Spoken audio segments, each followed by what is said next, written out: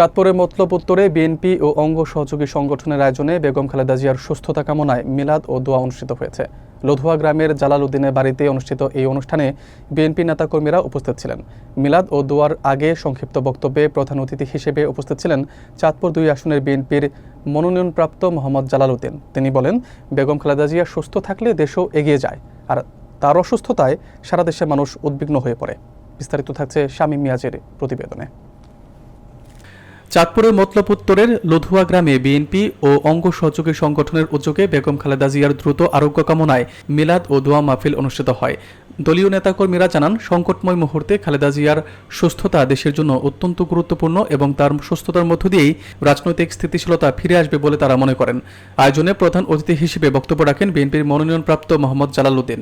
তিনি বলেন, খালেদা জিয়ার সুস্থতা দেশের 18 কোটি মানুষের প্রত্যাশার প্রতীক।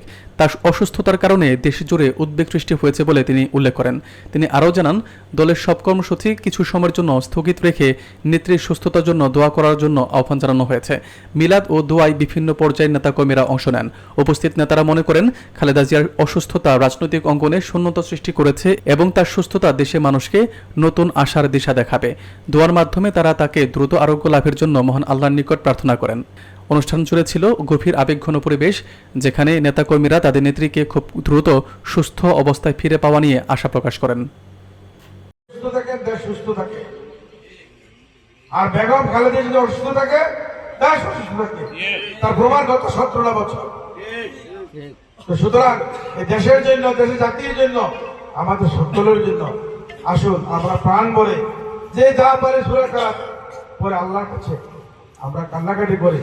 আমাদের নেত্রী যেন সুস্থতা আল্লাহ দান করেন এবং উনি আমাদের মাঝে ফিরে আসেন এবং আগামী নির্বাচনের জন্য ওনার নেতৃত্ব হয়, এই দোয়া আমরা চাবো সকলের কাছে।